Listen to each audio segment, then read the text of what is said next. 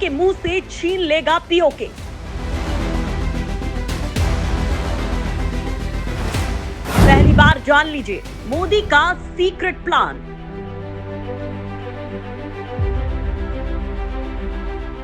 अब देखता रह जाएगा पाकिस्तान, भारत दिखा जाएगा कमाल। दोस्तों, भारत और पाकिस्तान की दुश्मनी तब से ही चली आ रही है जब से पाकिस्तान बना है, और उनकी दुश्मनी का सबसे बड़ा कारण है पीओके, यानी पाकिस्तान अधिकृत कश्मीर, जो तो है भारत का, लेकिन पाकिस्तान उस पर कब्जा जमाए बैठा है। इसे हासिल करने के लिए भारत अपना पूरा जोर लगा रहा है।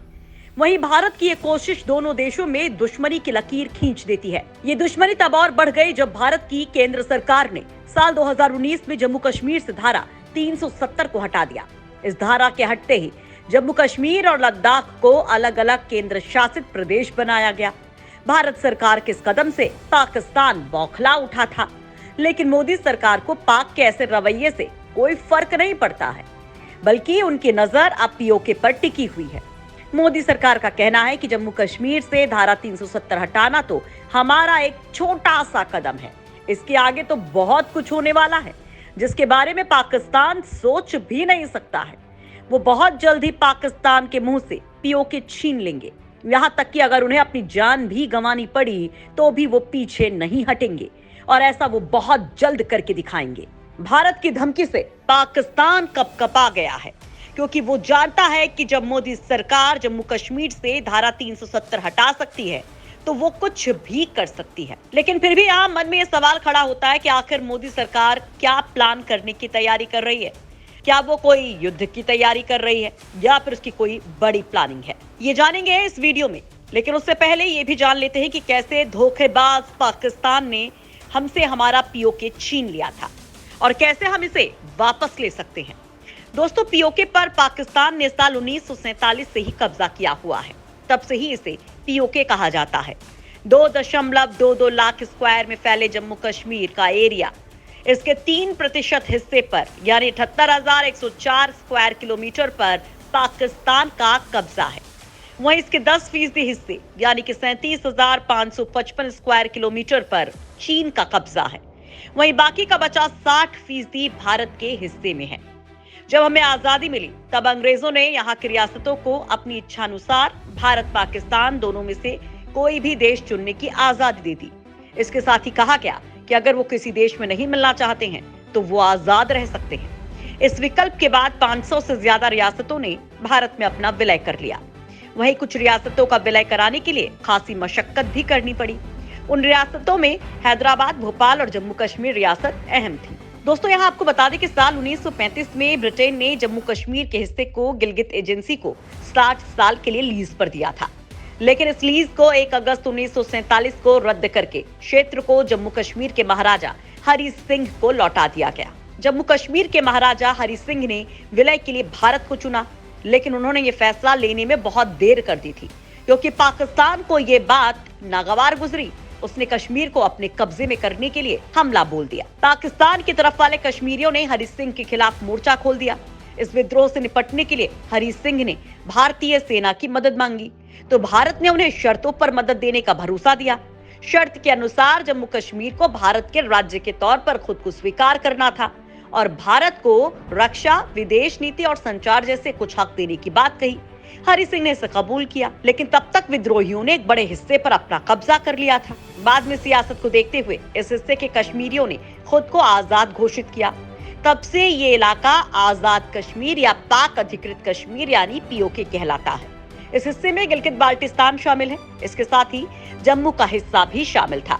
इसी संपूर्ण भूभाग को पाकिस्तान आजाद कश्मीर कहने लगा, जबकि भारत इसे गुलाम कश्मीर मानता है, यानी पाकिस्तान ऑक्युपाइड कश्मीर।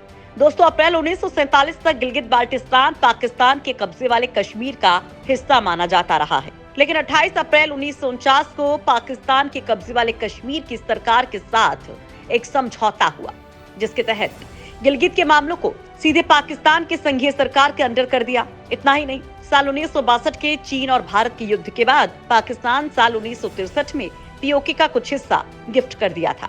जिसे गिफ्ट चाइना भी बोला जाता है। यह हिस्सा 1900 वर्ग मील से भी ज्यादा है। उसके बाद पाकिस्तान पीओके के भी 2 हिस्से कर देता है। एक का नाम रखा आजाद कश्मीर, दूसरे का नाम रखा गिलगित बाल्टिस्तान। यहाँ पाकिस्तान ने चालाकी दिखाते हुए पीओके का 85% हिस्सा गिलगित बाल्टिस्तान बना दिया।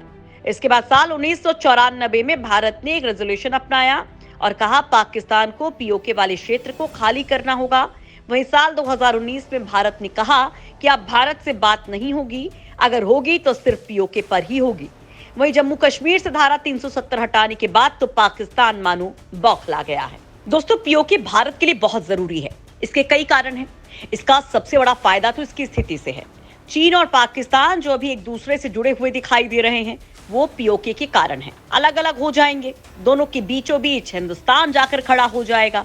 इस बदलाव के बाद चीन और पाकिस्तान के बीच सड़क मार्ग से होने वाले व्यापार पर भी सीधे असर पड़ेगा, क्योंकि पाकिस्तान और चीन के बीच ज्यादातर व्यापार सड़क मार्ग पीओके के बीच से ही निकलता है। वहीं चीन का सीपैक प्रोजेक्ट भी ऐसा होने से प्रभावित हुए बिना नहीं रहेगा, क्योंकि चीन का ड्रीम प्रोजेक्ट सीपैक भी पाक अधिकृत कश्मीर के बीच से ही होकर जा रहा है, जिसके चलते चीन के लिए उसका ड्रीम प्रोजेक्ट सीपैक बीच में ही लटक जाएगा।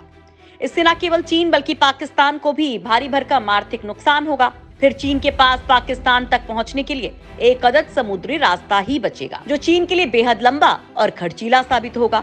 और इस बदलाव का भारत को पूरा का पूरा फायदा मिलेगा। इसके साथ ही भारत कई दूसरे देशों की सीमाओं के पास पहुंच जाएगा।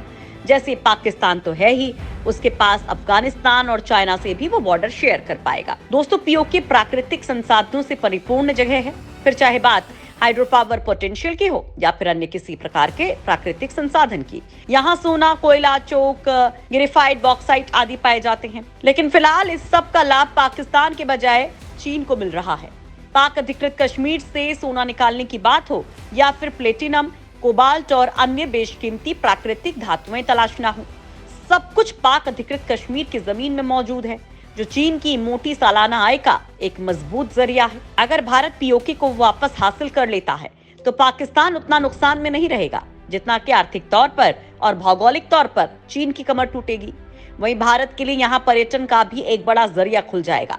इसके साथ ही पीओके भारत के पास पहुंचते ही उसके और अफगानिस्तान के बीच सड़क मार्ग में रोड़ा बन रहा पाकिस्तान खुद ही रास्ते से गायब हो जाएगा। इसके अलावा भारत का मध्य एशियाई देशों से सीधा और मजबूत सड़क संपर्क भी बन जाएगा। दोस्तों, यहाँ से सवाल खड़ा होता है कि आखिर आज तक भारत पीओके को वापस क्यों नहीं हासिल कर पाया है। दरअसल दोस्तों, पीओके की भौगोलिक स्थिति ऐसी है कि भारत वहाँ कुछ कर नहीं पाता है। इसके अलावा भारत की पॉलिसी रही है कि वो नो फर्स्ट अटैक की नीति पर चलता है और अब तक की हर सरकार इस पर कायम रही है। लेकिन यहाँ अगर पाकिस्तान पहले कोई युद्ध छेड़ देता है तो भारत के पास पीओके को हासिल करने का मौका मिल सकता है। इसके अलावा यहाँ की कई नॉन कश्मीरी जनसंख्या अपने आप को कश्मीर से रिलेट नहीं कर पाती है, जिसके चलते भारत को यहाँ विरोध का सामना करना पड़ सकता है। इसके साथ ही चीन भारत को यहाँ कब्जा करने से रोकेगा, क्योंकि उसकी यहाँ से गुजरने वाली वन बेल्ट और वन रोड प्रोजेक्ट को नुकसान होगा, उसके सीपैक प्रोजेक्ट को भी नुकसान होगा। ऐसे में चीन भारत को नुकसान पहुंचा सकता है। दोस्तों, भारत, पाकिस्तान और चीन तीनों ही परमाणु लैस देश हैं, तो यहाँ हमला करने का मतलब है एक महायुद्ध छिड़ना। ऐसे में उसे दूसरे ऑप्शन देखने होंगे, जैसे Bharat PoK administration and exile setup कर सकता है, जिसमें पीओके रिफ्यूजी भाग ले सकते हैं, जिससे पीओके रिफ्यूजी को एक प्लेटफॉर्म मिलेगा जो अपनी बात खुलकर रख सकेंगे, क्योंकि पीओके की जनता ने कई बार पाकिस्तान के खिलाफ आवाज उठाई है। ऐसे में पाकिस्तान के खिलाफ इस आवाज का भारत फायदा उठा सकता है। इसके अलावा जम्मू कश्मीर की विधानसभा में पीओके की 24 सीटें रिजर्व हैं, जो अभी खाली हैं। धारा 370 हटाने के बाद इन सीटों को भरा जा सकता है। वहीं गिलगित बाल्टिस्तान की जनता भी पाकिस्तान से परेशान है। उनका सपोर्ट भी भारत के लिए बहुत इंपॉर्टेंट रोल निभा सकता है। इसके साथ ही तालिबान की पाकिस्तान से खींचतान चल रही है, वहीं भारत के साथ उसके रिश्ते बेहतर हो रहे हैं। इस सपोर्ट का भारत पाकिस्तान के खिलाफ फायदा उठा सकता है। लेकिन दोस्तों, ये सब इतना आसान नहीं है, क्योंकि भारत अपने कुल बजट का 35% हिस्सा डिफेंस पर ही खर्चा करता है, जिसमें जम्मू कश्मीर पर सबसे ज्यादा खर्चा होता है। अगर पीओके को हासिल करने के लिए जोर लगाएंगे तो इसकी कॉस्ट काफी बढ़ जाएगी और देश की बाकी चीजों पर इसका असर दिखेगा। इसके लिए जरूरी है भारत पहले जम्मू कश्मीर के विकास को बढ़ाए। यहाँ का विकास ही पीओके को वापस लेने में मददगार साबित होगा।